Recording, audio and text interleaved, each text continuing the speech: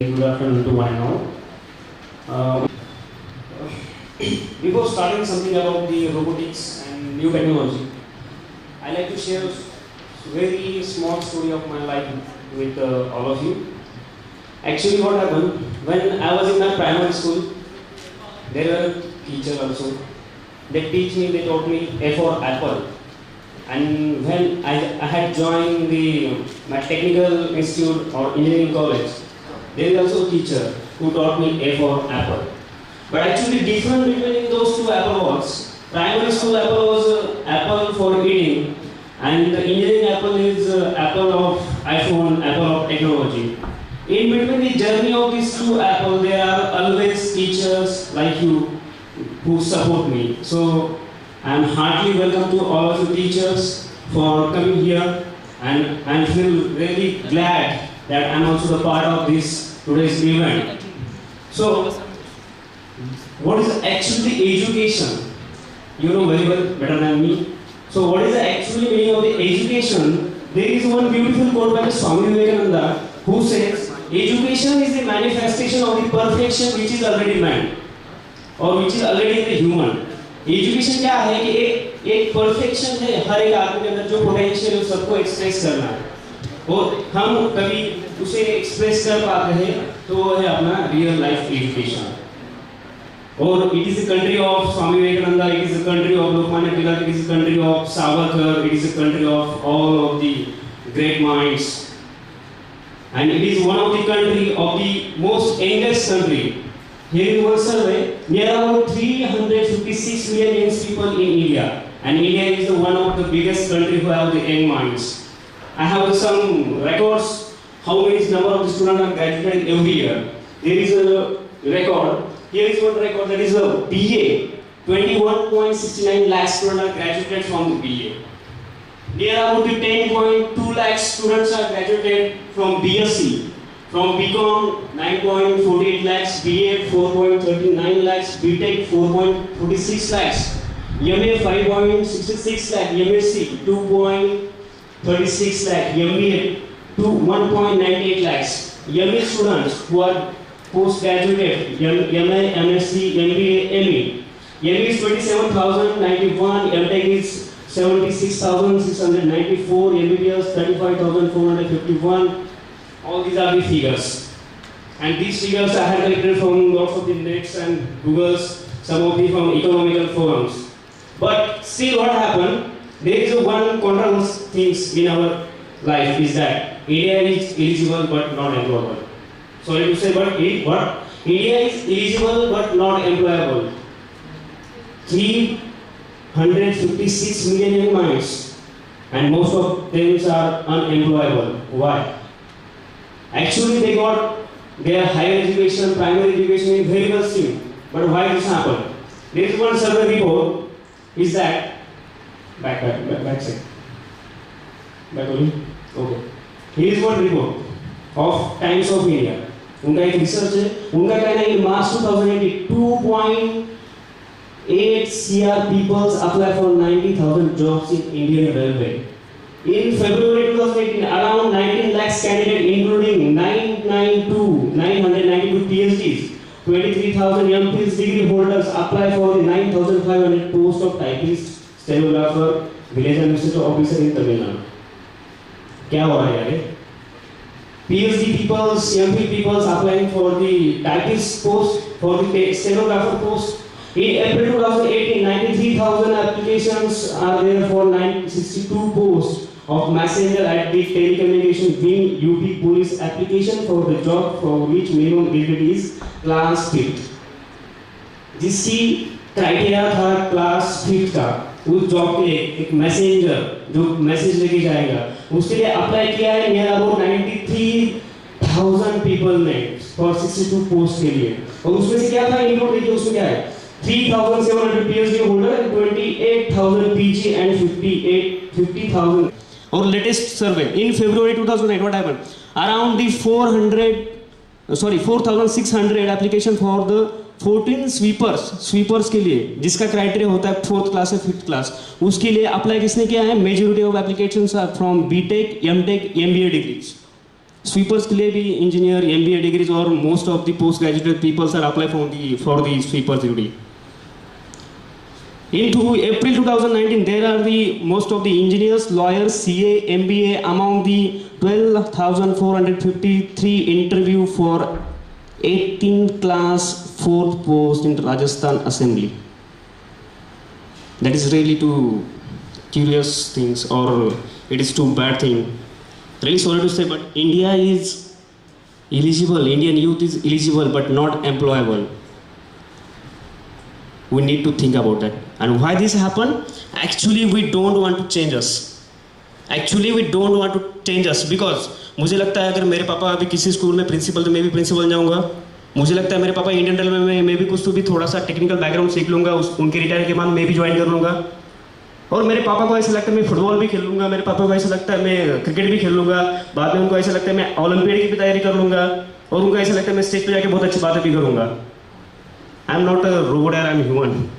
We can make robot, but we have the one quality that we need to go. और ये क्यों हो रहा है, उसके लिए और क्या करना चाहिए, उसके लिए कुछ है. We need to change with the time. We need to change with the time. हमें चेंज करना है. तो वो चेंज क्या है? हमें टाइम के साथ समय के साथ खुद को बदलना है. There is a one report of Swiss think tank. उनका ग्लोबल रिपोर्ट है, इकोनॉमिक फोरम का, वर्ल्ड इकोनॉमिक फोरम का ये रिपोर्ट है. वो कहते हैं कि near about in robotics 133 millions new job, 133 millions new job in robotics.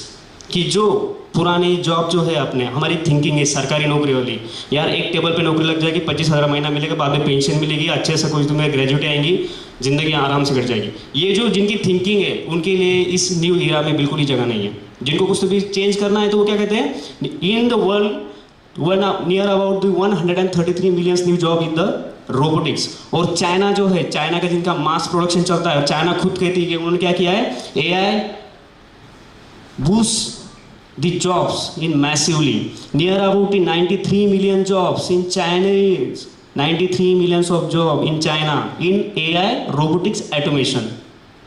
In AI, robotics and automation, near about 93 millions of the jobs are there, which created by the robotics. Another survey is that robotics, AI will create the 58 million jobs to the middle class career. New 58 million jobs. And I'm really happy to say that Satpura Infotech is also one of the robotic institute which is able to be a part of this revolution. और ये revolution क्या है? This revolution is, it is a industry 4.0. Industry 4.0 means it is a revolution 4, industrial revolution 4, in which everything will be get automated, in which everything will be operated automatically. जो industry 4.0 है उसमें क्या क्या होता है? Means it is a totally autonomous, it is a totally based on the robotics. जैसे पहले sir ने बताया कि robotics it is not mean that चलने फिरने वाला रोबोट जिसके हाथ है पैर जो चलेगा, ये हमारा जो कंसिडरेशन है, it is not a robotics. What is actual robotics? Robotics here. Robotics empowering the law and order at banking and police station.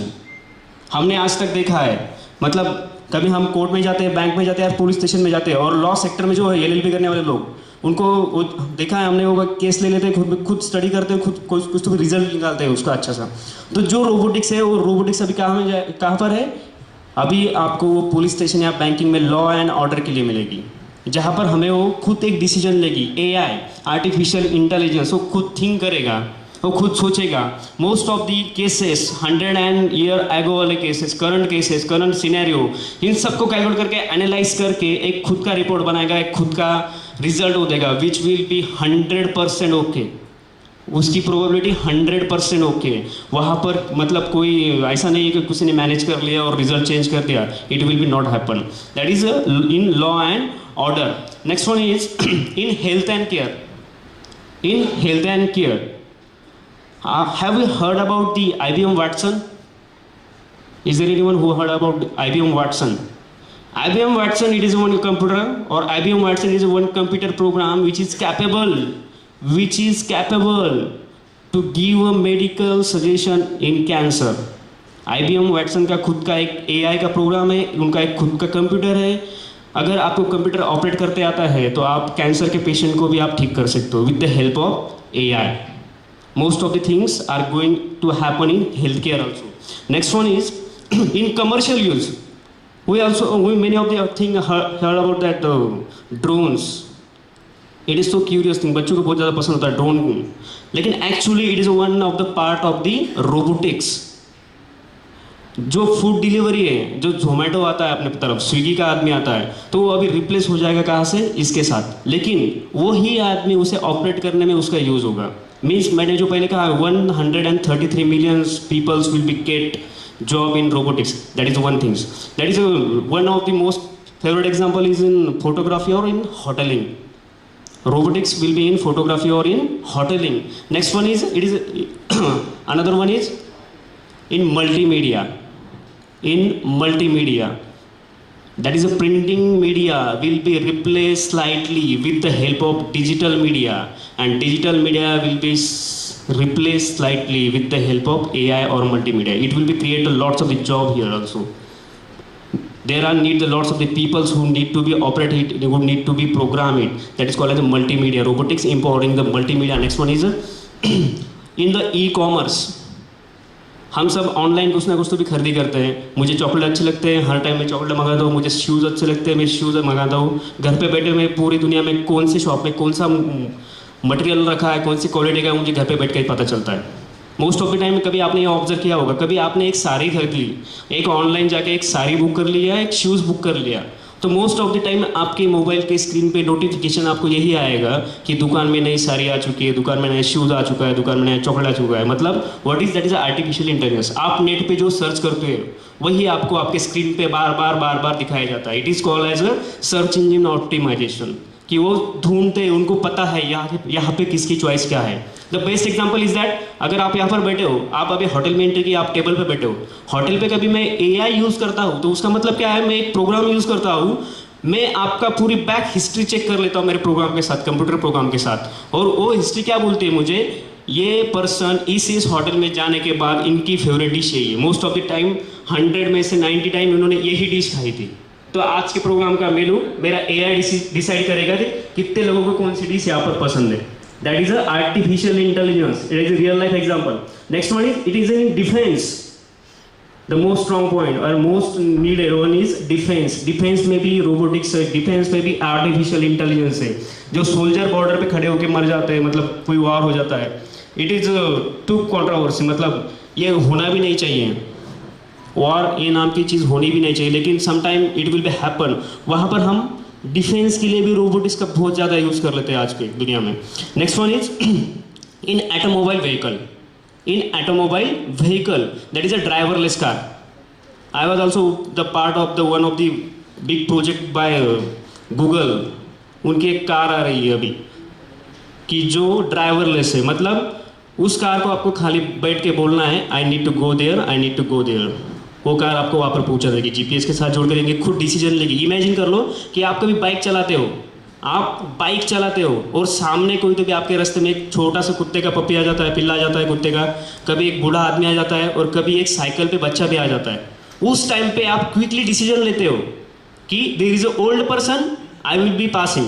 कभी वो ओल्ड पर्सन है, मेरी गाड़ी की स्पीड में कम नहीं करता, उसको मैं पास कर देता हूँ. कभी साइकिल वाला बच्चा, मुझे पता है ये मुझे कट मार के निकल जाएगा, मैं मेरी थोड़ी सी बाइक स्लो कर लेता हूँ. लेकिन वहाँ पर कभी there is a small dog, then हम प्रेडिक्ट नहीं कर सकते वो आगे जाके वापस आएगा या वहीं पर रुक जाएगा या अपने ऊपर भोंके वापस आएगा. उस टाइम पे हम डिसाइड करते हैं ब्रेक लगाना है, रेस एक्सीलेटर बढ़ाना है, कम करना है. It happen with in a fraction of second. It happen with in a fraction of second. ये रोबोट्स कर लेते हैं खुद, ये व्हीकल खुद कर लेते हैं. इनको बोलते हैं neurology. Okay, in neuro science it will be happen. और AI का ये पार्ट है, it is a neurology also. वो मतलब हम जैसा ह्यूमन ब्रेन हमारा डिस्कस कर सकता है, थिंकिंग कर सकता है, उसी तरह AI के जरिए ऑटोमोबाइल व्हीकल खुद के decision on time in uncertain condition they will be make it. Another one is in construction also. In construction also एक एग्जाम्पल पकड़ लो. कोई रास्ता बनाना है, कोई मतलब ब्रिज बनाना है, तो हमें सालों लग जाता है एक रास्ता और ब्रिज बनाने में. चाइना का रिकॉर्ड है, एक रात में उन्होंने 50 घरों की 50 घरों की एक कॉलोनी उन्होंने एक रात में खड़ी कर दी. 50 घरों की एक कॉलोनी एक रात में खड़ी कर दी। और जो कंस्ट्रक्शन साइड है उसे जो प्रिंटिंग करते हैं उसको बोलते 3D प्रिंटर। यहाँ पर जैसे खुद इंजीनियर खड़ा रह के, खुद आदमी खड़े रह के वहाँ पर हर सीमेंट लगाते हैं, ईंट लगाते हैं उसे। यहाँ पर प्रिंटर, जैसे हमारा प्रिंटर एक साइड से पेज डालो दूसरे साइड से हमें पेज पे प्रिंट देता है, रोबोटिक्स में ये नहीं होता है। रोबोटिक्स में क्या हो रहा है, कंस्ट्रक्शन के लिए आप मटेरियल डालोगे, दूसरी साइड में आपको रेडीमेड घर मिलेगा, आपको खाली उसे डिजाइन प्रोवाइड करनी है, वो खुद उसकी सेटलमेंट कर लेता है। It is also in construction. Next one is it is also in agriculture. India is the biggest country of agriculture, so it is mostly used in the agriculture field. There is one Marathi quote, robot शेती करतील 2022 पर्यंत 50%हून अधिक कामं यंत्र करतील आणि त्याची सुरुवात झाली आहे, तेव्हा आपण कुठे असू। मीन्स दैट इन एग्रीकल्चर में in near up to the 2022 50% work will be done with the help of robots. 50% work will be done with the help of robots. Means मैं जो पहले वाली बात कर रहा था कि मतलब जो ट्रेडिशनल थिंकिंग के लोग हैं, जिनको लगता है कि मतलब हमें खाली क्या करना है, सरकारी नौकरी पकड़नी या कोई तो भी अच्छा सा जॉब पकड़ना है, उसमें ज़िंदगी काट लेनी है, it will be not going to happen. Industry 4.0, industry revolution asking you about the updation, आप कितने अपडेटेड हो।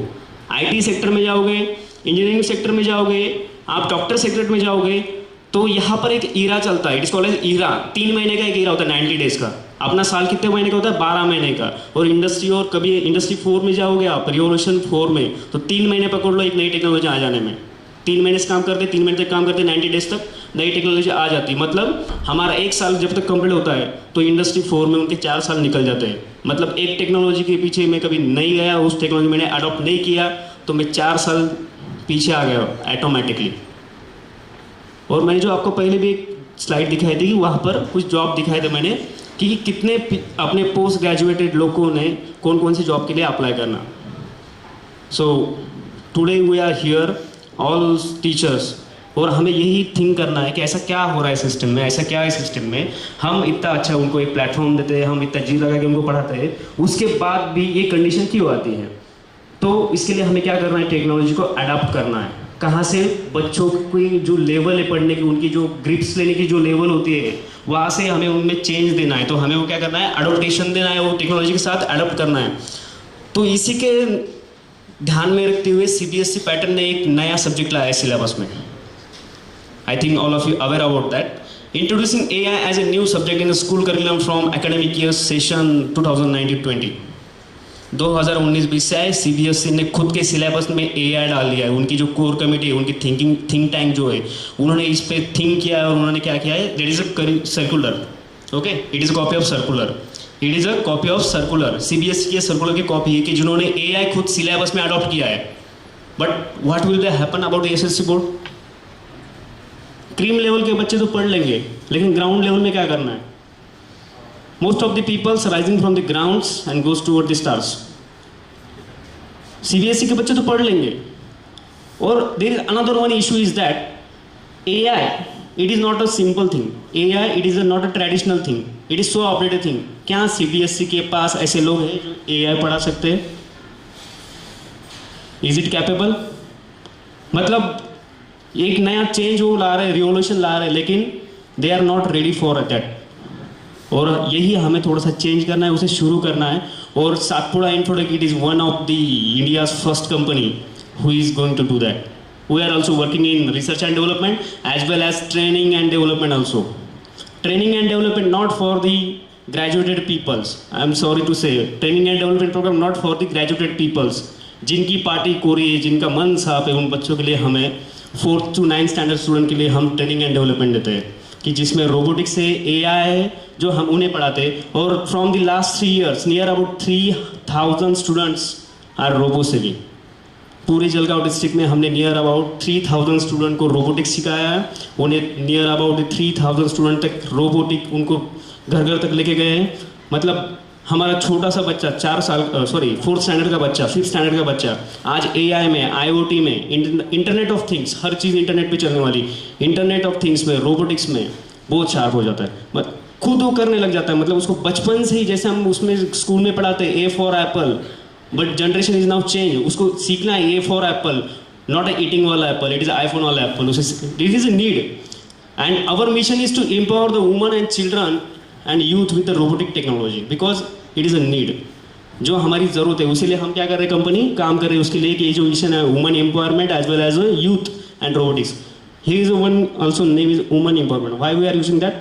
Because lady is one and only person who can take his family in front of the competition or top of the competition or top of the world, because she is the daughter also in one family and she is a mother also in another family. मतलब एक lady दो घरों का आराम से संभाल लेती है. इसलिए the woman empowerment it is a big issue and our company going to do that. Another one is next please. So how we do that? हम ये जो मैंने अभी कहा हमने नियर अबाउट दी 3000 स्टूडेंट को मैंने रोबोसिटी किया है कंपनी में. कैसे किया? आज तक हमने खुद कैंप अरेंज करके ये सब चीज़ें की और थोड़ा सा भी चेंज कर रहे हैं हम. मतलब जो CBSE ने जो सर्कुलर दिया था AI इन 4th स्टैंडर्ड और AI in school from the 2019 and 20, उसी के लिए हम थोड़ा सा उसमें थोड़ा इन्वॉल्व कर रही है कंपनी और उसी के लिए हम लाए हैं robotics lab, free robotic labs. उसकी नियर अबाउट दी कॉस्टिंग है 2.5 lakhs. 2.5 lakhs की नियर अबाउट जो कॉस्टिंग एक लैब की जाती है वो company going to be provide you freely. उसमें हम क्या क्या देते हैं, एक रोबोटिक लैब का सेटअप है वो. एट अ टाइम वहाँ पर 60 बच्चे बैठ के रोबोटिक्स सीख सकते हैं. एट अ टाइम 60 बच्चे बैठ के वहाँ पर रोबोटिक्स सीख सकते हैं. ऐसी वो बैच, वैसी वो लैब जिसका कॉस्टिंग है 2.5 लाख. अनदर वन इज इसके साथ हम बच्चों को स्टूडेंट और टीचर के लिए मैनुअल देते हैं.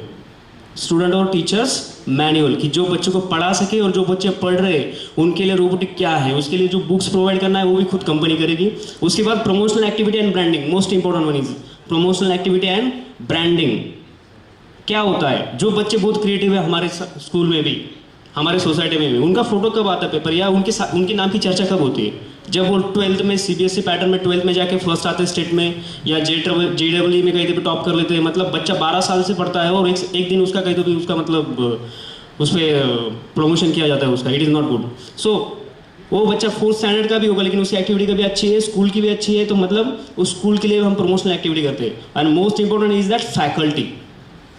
मैंने पहले भी कहा था जो CBSE ने सर्कुलर लाया है कि CBSE इज कैपेबल, CBSE क्या कैपेबल है AI पढ़ाने के लिए, उनके पास ये लोग है, तो उसी के लिए कंपनी ने इस पर एक सोल्यूशन निकाला है. कंपनी खुद ये फैकल्टी प्रोवाइड करेगी. कोई भी स्कूल ग्राउंड लेवल से लेकर टॉप लेवल तक कंपनी खुद अपने फैकल्टी देगी. और जो फैकल्टी होगी it is the well furnish and technically sound faculty. ये सब इंजीनियर्स हो गए, ये सब टेक्निकली बैकग्राउंड से पीपल हो गए. और इसके लिए हमें क्या चाहिए, खाली आपकी स्कूल की एक जगह चाहिए 1000 स्क्वायर फीट की, जहाँ पर हम 60 बच्चों के लिए लैब लगा सके और हमें खाली स्टूडेंट चाहिए 4th standard to 9th standard. It is our basic requirement. Next one please. Actually वहाँ पर जो कॉस्टिंग है 2.5 लाख की विट इज़ अ फ्री. और उसमें कंपनी के एक्सपेंसेस क्या क्या है, कंपनी कहाँ पर आपको एक्सपेंसेस कैरी करती है. तो टीचिंग फैकल्टी जो 7 फैकल्टी इंजीनियर्स को संभालना है, which are the technically so sound, उन सबको संभालना है. इसके लिए जो 7 फैकल्टी लगने वाले उसका भी पूरा के पूरा खर्चा कंपनी करते हैं. हार्डवेयर कॉस्टिंग रोबोटिक्स बनाने के लिए it is not fix things that बच्चों ने उठाया स्क्रू ड्राइवर से टाइट किया, स्क्रू लगा दिया और असेंबल हो गया. It is not our project, it is not a robotics actually. There is a trial and error method. Lots of the times students are taking the hardware, wasting them और lots of the time it will be get burn. So जो hardware costing है totally project के लिए लगने वाले hardware costing भी सब company bear करती है. उसके बाद टीचिंग मैनुअल जो होता है, टीचिंग मैनुअल के लिए भी कंपनी पूरा उसका कॉस्टिंग बेयर करती है. उसके बाद students manual with bread boards and the other materials. जो स्टूडेंट के लिए मैनुअल से और देयर इज वन सेंटेंस है bread board. Bread board means it is one board जिस पे हम रोबोटिक्स का ट्राई एंड एरर के लिए उस पर क्या करते हैं, हम उसके लिए प्रैक्टिस करते देते हैं. उसके बाद में उसे फिक्स करके बाहर लेते हैं. और यहाँ पर एक पॉइंट और मैं नोट करना चाहूँगा, जो भी बच्चा खुद प्रोजेक्ट बनाता है रोबोटिक्स का वो खुद उसे घर पे लेके जाता है. ऐसा नहीं है कि उसे लैब में करना है वहीं पे छोड़ के देना है, दूसरा बच्चा आएगा फिर से उसे कर सकेगा. It is not that. हर बच्चा खुद रोबोटिक्स सीखेगा, खुद उसके सर्किट बनाएगा, खुद उसका ब्रेन बनाएगा और उसको साथ में घर पे लेके जाएगा. Next one is seminar for students on the latest technology like 3D printing and blockchain. मैंने अभी 3D प्रिंटिंग का एग्जांपल दिया आपको. कंस्ट्रक्शन में कैसा 3D प्रिंटर काम करता है, मतलब रोबोटिक्स में नई टेक्नोलॉजी क्या आ रही है, रोबोटिक्स में अपडेशन क्या हो रहा है, उसके लिए भी हम क्या करते हैं, उस पर बच्चों के लिए सेमिनार अरेंज करते हैं लेटेस्ट जो भी होगा. अभी हमने लास्ट मंथ में एक नेशनल लेवल का प्रोग्राम अरेंज किया था इनोवाथॉन 2019 की, जिसमें हमने टोटल ऑल ओवर इंडिया से प्रपोजल मांगे थे। ऑल ओवर इंडिया से वहाँ से एंट्रीज थी। सो वहाँ से पीएचडी से लेके एमफिल तक और बीटेक एमटेक के बच्चे वर्सेस रोबोटिक के बच्चे, 4th स्टैंडर्ड 9th स्टैंडर्ड के बच्चे, उनके बीच में एक कॉम्पिटिशन था। और मुझे कहने के लिए मतलब आई फील हैप्पी दैट कि 9th स्टैंडर्ड के बच्चे ने पीएचडी के बच्चे को फिनिश करके उसका पहला प्राइज उसने लिया था, 9th स्टैंडर्ड के बच्चे ने। Can you imagine, in robotics 9th standard का बच्चा फर्स्ट प्राइज लेके जाता है, 9th स्टैंडर्ड का बच्चा। उसमें बात होता है फिर क्विज कॉम्पिटिशन्स और इवेंट, जो मैंने अभी बोला लाइक इनोवाथॉन और न्यू इनोवेशंस लाइक। उसके बाद जो भी क्विज कॉम्पिटिशन था, किसी ने तो भी पूछा था अभी जस्ट लाइक, क्या आप बच्चों के लिए, लोकमत के लिए पूछा था, क्या आप बच्चों के लिए क्विज कॉम्पिटिशन अरेंज करते हो? Yes, I think you. Okay, so we are doing that.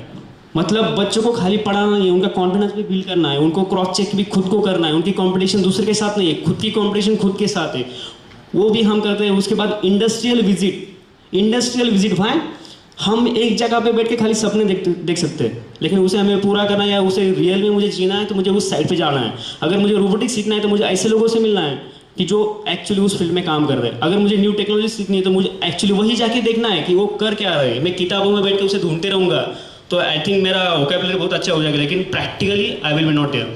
So industrial visit we are going to arrange there.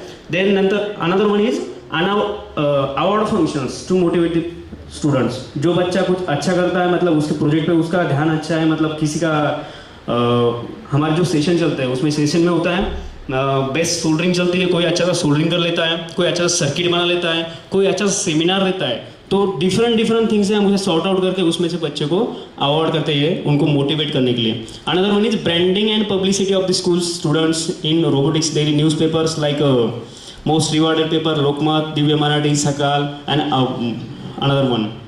मतलब स्कूल के लिए हम और बच्चों का जो भी प्रमोशनल एक्टिविटी या ब्रांडिंग होगी, जो भी मतलब बच्चे अच्छे करते हैं उनके लिए जो भी एडवर्टाइजिंग चलती है, वो लोकमत जैसे अवार्डेड और रिवॉर्डेड न्यूज़पेपर के साथ हम वो एक्टिविटी करते हैं। इसके साथ ही डिजिटल मार्केटिंग, जिसको it is 2 big things, digital marketing, वो भी हम उसके साथ करते हैं। And next is that is a national level competition which I already cover there. That is a national level competition, उसमें हम रखते हैं कि उसमें robotics as well as AI as well as new technology की, जिसमें आपके सब सब्जेक्ट कवर हो जाते हैं, मैथमेटिक्स, सोशल साइंस, इकोनॉमिक्स। अबे आप सोचो कि ये सोशल साइंस और रोबोटिक्स का मतलब कैसा, मतलब इनका रिलेशन क्या है। मैंने आपको पहले ही बोला कि robotics from law and order up to the agri, हर फील्ड में आपको रोबोटिक्स, हर फील्ड में आपको AI लगने वाला है। होटल में भी जाओगे तो आपको AI लगने वाला है। So it is doesn't matter, that is a social science also important for the robotics. और ऐसे ही सब मतलब बहुत सारी चीज़ें जो हम बच्चों के लिए करते हैं। तो सातपुड़ा रोबोटिक्स ने किया क्या है आज तक। Near about Satpuda, it is one of the company who will be able to create the 17 lakh job in Maharashtra related to the robotics. वो कौन करेगा? ये बच्चे कि जो मतलब आगे चल के अपना फ्यूचर है, जो टेक्नोलॉजी से अपडेटेड है। Near about this 17 lakh people के लिए, 17 लाख पर्सन के लिए, including the womens, including the technical savvy, including the robo savvy, 17 lakh लोगों के लिए कंपनी एबल है जो जॉब प्रोवाइड कर सकती है। और जलगांव डिस्ट्रिक्ट में, अकेले जलगांव डिस्ट्रिक्ट में 14,500 new job company going to create in next month. It is our vision and mission. So it is our time to change the things, it is our thing, it is our time. ये अपना समय है जो हमें बदलना है, technology adapt करना है, कुछ नया सीखना है। और मुझे कहने के लिए और एक खुशी होगी, जो हमारे MLA राजू मामा भोले, उनका सबसे बड़ा हमें सपोर्ट है। ये जो जलगांव डिस्ट्रिक्ट में मैंने अभी बताया, जो जॉब हम क्रिएट कर रहे हैं, उनको लिए उन्होंने बहुत सारा सपोर्ट किया है और आगे भी चल के वो ऐसे ही करते रहेंगे। I hope that. So it is all about the technology, it is all about the company, and it is all about the robotics and AI. So I'm kindly requesting to you, please think on that, and thank you to Lokmat, they are arranging such a beautiful event. अच्छा सब बहुत अच्छा, मतलब एक thinking था, एक meeting हुआ था एक महीने पहले कि जहाँ पर कोई भी कंसेप्ट था, कोई तो भी मतलब अच्छे से लोग आए, उनके कोई तो भी नई चीज़ों के बारे में बातें हो, उनके मतलब कोई भी नया इशू, नया सब्जेक्ट सबके सामने आए और उस पर सोल्यूशन निकले। और लोकमत ने एक सोल्यूशन निकाला, प्रिंसिपल मीट, मुख्याध्यापकांचा सन्मान। And thank you so much sir, Rastogi sir as well as Milind sir, उनका ये प्रोजेक्ट था और उसके लिए उन्होंने हमें चांस दिया. So really thank you so much. Thank you. Thank you so much, sir.